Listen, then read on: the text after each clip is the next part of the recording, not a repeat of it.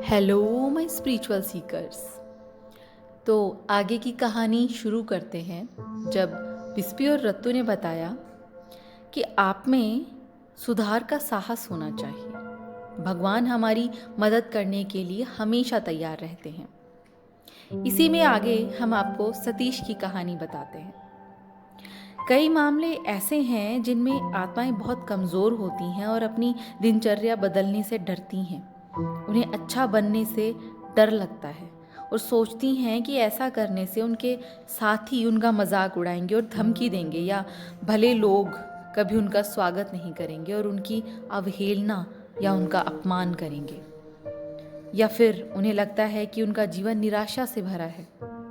यहाँ सतीश नामक एक आत्मा की एक सच्ची कहानी दी जा रही है और यह कहानी आपको बताएगी कि आप कितने गलत हो सकते हैं। सतीश की आत्मा भली थी, पर बचपन में उसे कई बुरी संगतों से गुजरना पड़ा। सतीश जब केवल 5 साल का था, उसकी माँ, जो अपने जीवन के तीसरे दशक में थी, परलोक सिधार गई। उसके पिता ने उसे अकेले ही पालने का फैसला किया, पर वे ऐसा नहीं कर पाए और उन्होंने यह कहते हुए दूसरी शादी कर ली कि ऐसा करना उनके बेटे के लिए आवश्यक था। पर यह सच नहीं था। सौतेली माँ को सतीश शुरुआत से ही पसंद नहीं था। वह पहले ही दिन से सतीश से नफरत करने लगी, पर उसने अपनी नफरत भरी भावना अपने पति के सामने जाहिर नहीं होने दी। उसके अपने बच्चे होने के बाद तो वह सतीश की पूरी तरह से उपेक्षा करने लगी।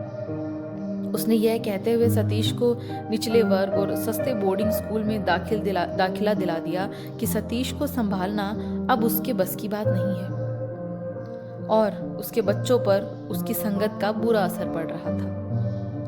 सतीश के बोर्डिंग स्कूल का माहौल काफी भयानक था। वह वहां बुरी संगत में पड़ गया और गलत आदतों का शिकार हो गया। स्कूल छोड़ने तक सतीश के पिता गुजर गए और उसकी सौतेली माँ बिना कुछ कहे सुने सब कुछ समेटकर शहर छोड़कर चली गई। सतीश के पास ना पैसे थे, ना कोई देखभाल करने वाला। अब वह अपना जीवन स्कूल के आवारा दोस्तों के साथ बिताने लगा। अपने 2 दोस्तों की संगत में वह दूसरे अमीर लड़के लड़कियों के साथ दोस्ती करता और यह जताने की कोशिश करता कि वह अमीर घराने का लड़का था। वह उनकी ज़िंदगी का हिस्सा बन जाता। इसके बाद वह उनके साथ धोखा करता और उन्हें धमकी देना शुरू कर देता। साथ ही उन्हें प्रताड़ित भी करने लगा था। सतीश और उसके दोस्त एक शहर से दूसरे शहर घूमते और अमीर लड़के लड़कियों का फ़ायदा उठाते। एक दिन जब वह अपने दोस्तों के साथ ट्रेन में यात्रा कर रहा था तो उसने एक अकेली लड़की को देखा। वेशभूषा से वह लड़की अच्छे घर की दिख रही थी, इसीलिए सतीश और उसके दोस्तों ने उससे दोस्ती करनी शुरू कर दी। लड़की बहुत शर्मीली और संकोची स्वभाव की थी, इससे वे उसके और पीछे पड़ गए। एक स्टेशन पर लड़की उतर गई और अपने घर के लिए चल पड़ी। उन्होंने उसका घर तक पीछा किया। वह अमीर नहीं थी, पर इसके बाद भी वे सभी दोस्त बनाने के लिए सहमत रहे। किसी तरह सतीश उससे दोस्ती करने में सफल हो गया और उन दोनों में प्रेम हो गया।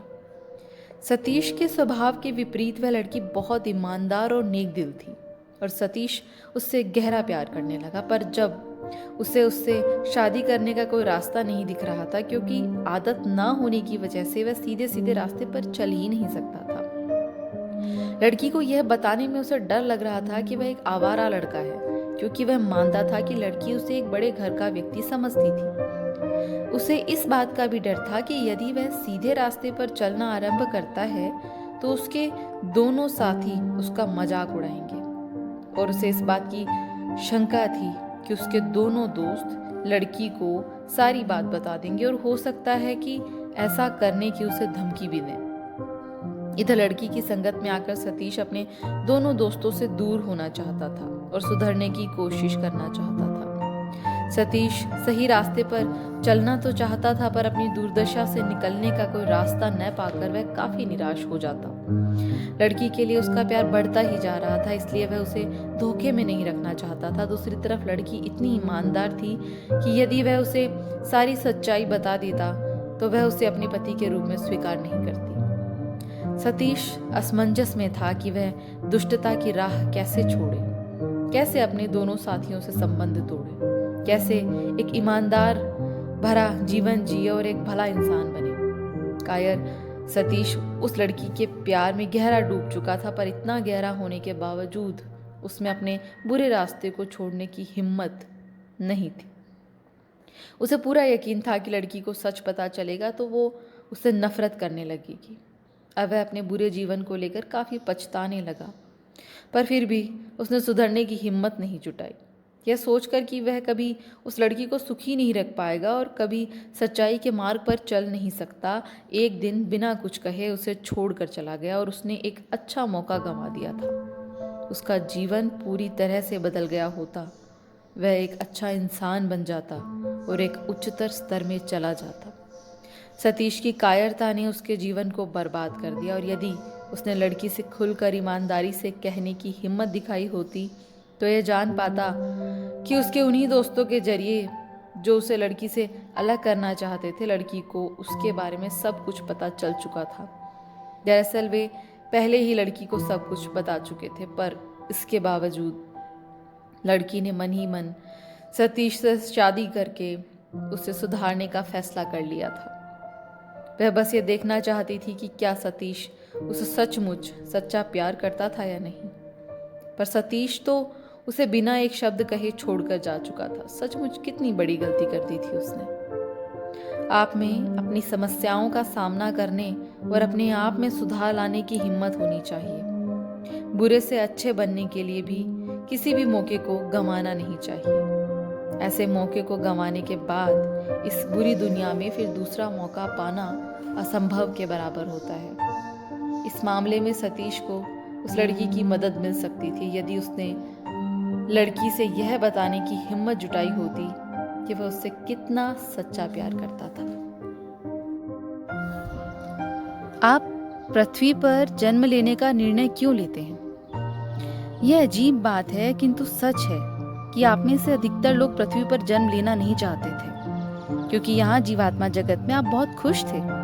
हम उच्चतर स्तरों की आत्माओं के बारे में बात कर रहे हैं। ऊंचे उठने की आपकी अधीरता, जोखिम उठाने की आपकी इच्छा, अथवा पृथ्वी पर आध्यात्मिक रूप से पतनशील होने वाले अपने परिजनों की मदद करने की इच्छा के कारण आप पृथ्वी पर दोबारा जन्म लेते हैं। लेकिन आप में से अधिकतर लोग, आपकी आत्मा और आपका जब अवचेतन मन यही चाहते थे कि पृथ्वी पर आपका दोबारा जन्म न हो। कभी कभी आप इसे सचेत रूप से महसूस करते हैं और आपको हैरानी होती है कि आप ऐसा क्यों महसूस कर रहे हैं, लेकिन आपको जीवात्मा जगत के अपने संसार की कोई भी बात याद नहीं रहती। कुछ देर तक आपको हैरानी होती है और फिर आप उसे भूल जाते हैं। आप में से कुछ लोगों को अपनी आत्मा और अवचेतन मन से यह अनुभव इतने प्रभावी रूप से होते हैं कि आपके भौतिक मन को इसे सुनना ही पड़ता है। आप जीवात्मा जगत में प्रशिक्षण अनुभव प्राप्त कर सकते हैं, लेकिन उच्चतर स्तरों तक पहुंचने में हजारों साल लग जाते हैं। इसीलिए इसकी बजाय आप कुछ 100 सालों में उच्चतर स्तरों तक पहुंचने की कोशिश करते हैं, और यही है पृथ्वी पर आपके दोबारा जन्म लेने का कारण, अर्थात जल्द नतीजे पाने की इच्छा। इसमें जोखिम यह है कि आप कई बार ऊपर जाने की बजाय बहुत नीचे गिर जाते हैं। निम्नतर लोगों की आत्माएं पृथ्वी पर पुनर्जन्म पाकर खुश होती हैं, क्योंकि इससे उन्हें तेजी से प्रगति करने का मौका मिलता है। उनके लिए पुनर्जन्म लेना उचित होता है, क्योंकि यदि वे सही मार्ग पर रहने में सफल रहे तो इससे उन्हें बहुत फायदा होता है। पहले, दूसरे, तीसरे लोगों के कष्ट इतने भयानक होते हैं कि पृथ्वी पर दोबारा जन्म लेने का जोखिम उनके लिए अधिक बेहतर होता है।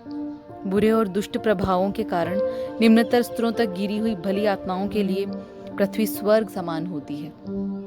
नीचे गिरी हुई कुछ भली आत्माएं ईश्वर से प्रार्थना करती हैं कि उन्हें कड़ी से कड़ी सजा दी जाए, लेकिन बहुत कम समय में। यदि वे आत्माएं प्रथम लोक पर हैं तो पृथ्वी पर बोझ ढाने वाले पशुओं के रूप में उनका जन्म होता है और उन्हें कड़ी मेहनत करनी पड़ती है, और कभी कभी मनुष्यों द्वारा यातनाएं भी सहनी पड़ती हैं। वे अपने कर्मों का फल तेजी से भोग लेती हैं, लेकिन उनमें कष्ट सहने की भरपूर क्षमता होनी चाहिए, क्योंकि उनमें से ज़्यादातर आत्माओं को यातनाएं ही दी जाती हैं। उन्हें कोड़ों से पीटा जाता है, भूखा रखा जाता है, उन्हें सारा दिन खेतों में काम कराया जाता है। इन आत्माओं को यह महसूस होता है कि प्रथम लोक में सैकड़ों वर्षों तक रहने की तुलना में यह सज़ा काफ़ी बेटर है। इसलिए आप यह कल्पना आसानी से कर सकते हैं कि पहला और दूसरा लोक कितना भयानक होता होगा। वे अपनी इच्छा से खुशी खुशी यह सजा स्वीकार करते हैं ताकि उन लोगों से वे बच सकें। आप मृत्यु से क्यों डरते हैं? पृथ्वी पर जन्म लेने के बाद आप अपने जीवन का इतना आनंद लेते हैं कि आप मृत्यु से डरने लगते हैं। कुछ लोग तब भी धरती छोड़कर जाना नहीं चाहते, फिर भले ही उनका बूढ़ा शरीर दुख और दर्द से कराहने लगे। ऐसा क्यों होता है? इसका कारण यह है कि दिल ही दिल में वे जानते हैं कि आपकी दुनिया में मृत्यु पाने के बाद वे कहाँ पहुँचेंगे। उन्हें मरने से डर लगता है क्योंकि उन्हें निश्चित रूप से पता है कि वे निम्नतर अंधेरे लोकों में जाएंगे। इसलिए वे जीवन की डोर से बंधे रहना चाहते हैं। लेकिन जब आपका भौतिक शरीर कार्य करने से इनकार कर देता है तब आत्मा को जाना ही पड़ता है, मरना ही पड़ता है। पृथ्वी पर कुछ ऐसे लोग भी हैं जिनके दिमाग को ऐसे भ्रष्ट किया गया होता है कि वे मृत्यु को एक भयानक घटना समझते हैं। वे मृत्यु शब्द से भी डरते हैं। इस डर से मुक्त होना उनके लिए लगभग इम्पॉसिबल है। वे पृथ्वी पर अधिक से अधिक समय तक जीने के लिए संघर्ष करते हैं।